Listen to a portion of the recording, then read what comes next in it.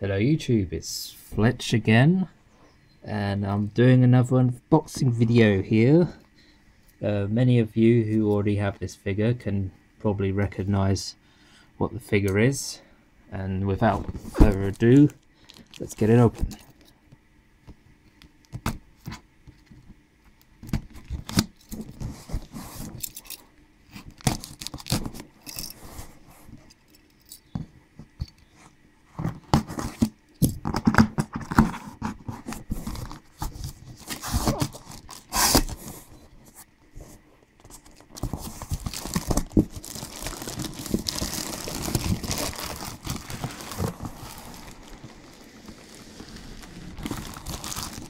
And we have Hot Toys Darth Vader.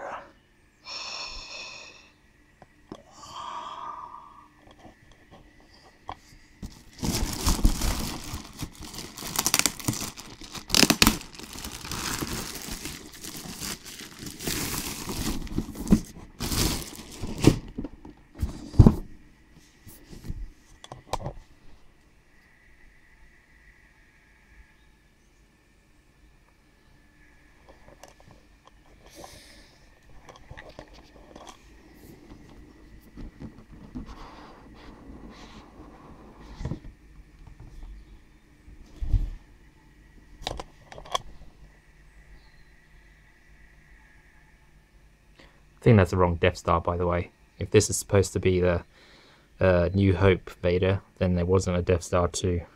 But anyway.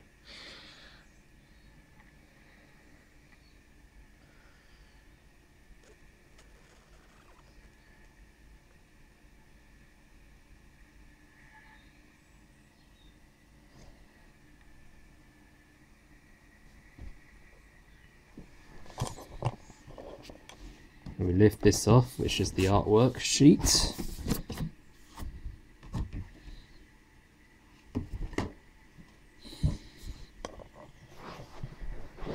Inside is the figure.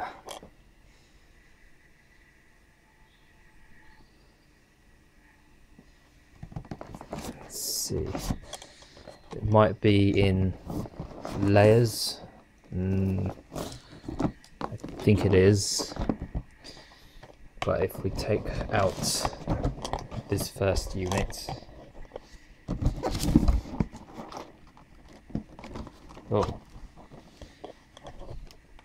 underneath is the cape flying out, which is a bit of a surprise.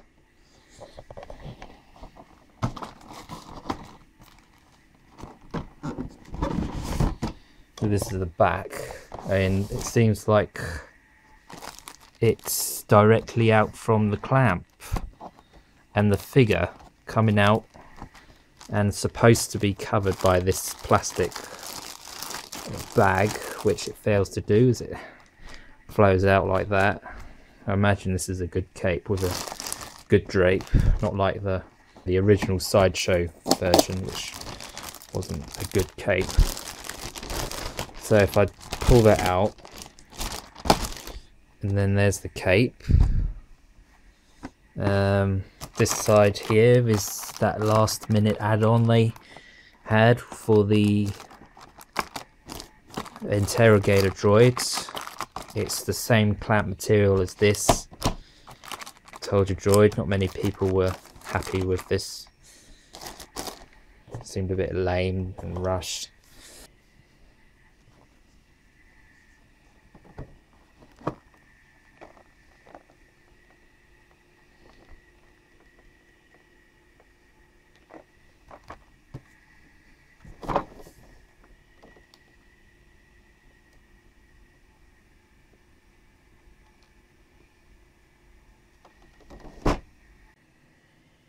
Right, I'm back. I've set him up and I've installed all the batteries, and I was able to do something quite interesting, which I'll show you, which relates to accessing the switch on his back for the voice features, which makes it much easier for me to access.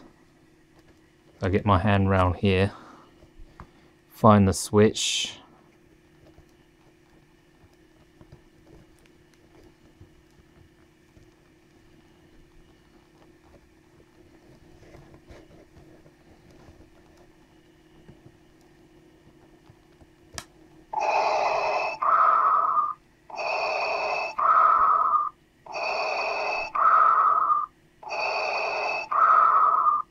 If I put this down, I'll show you what I did. If we just turn him round, remove his head, then his cape and his outfit.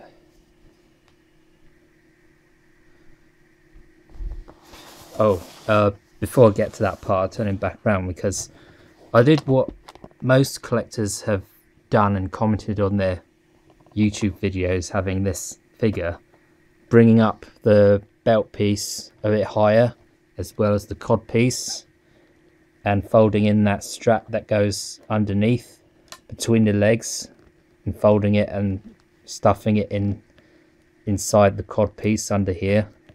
And there's Velcro on the other side of this, so it still holds up in place. But what I did is, if we take the belt off,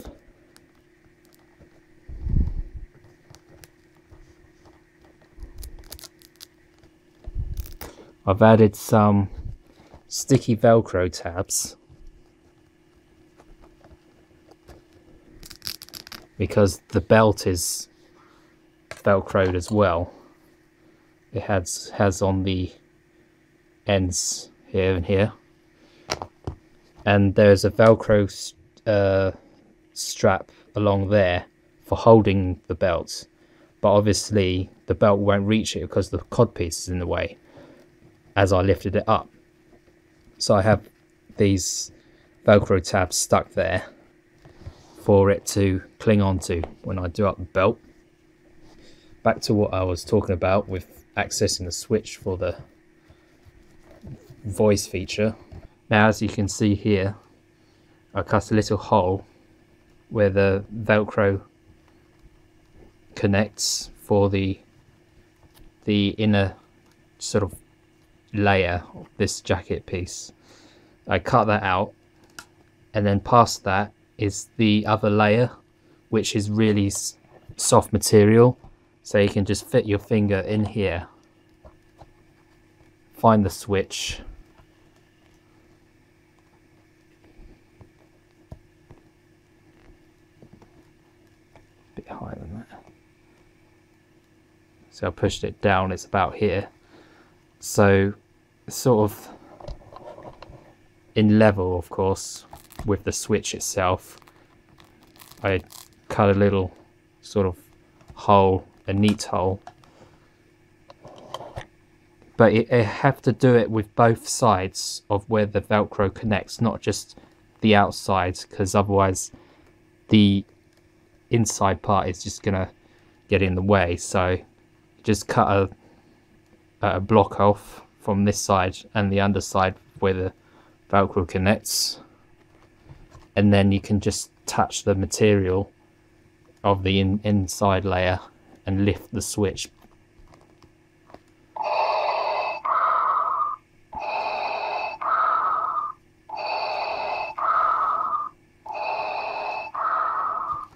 And that's also possible with this part fully on.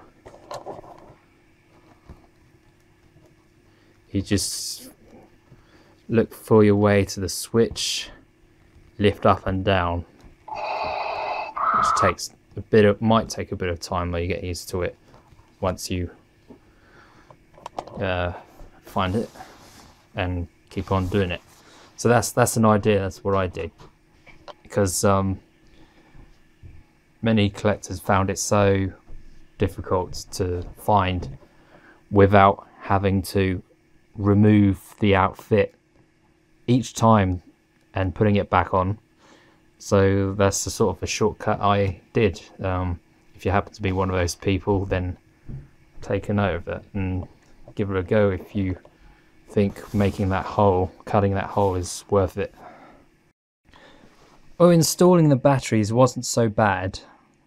You also have to install 2 mini batteries for each of these boxes, and I got on well with installing the batteries on the back for the sounds, even though I was prepared for it to be a great hassle. I wasn't too frustrated. that I was happy to have found a solution to access the button much easier by cutting the hole, as I mentioned. But I think the most challenging part of this figure is the removable arm. It doesn't click in very well. It's easily floppy like there and now. You know, if you were to raise it or articulate it in a certain way, because it's the peg is very short. I don't know why it was made like that. I found that it's much easier with the Obi-Wan figure because it clicks in quite firmly. This one doesn't so much because the peg is shorter. But I'll get to the switch and just show you the light feature for the lightsaber. And here he is with the lit up lightsaber. And you do see some white going on through the camera towards the bottom of the blade, but in person it's not really like that.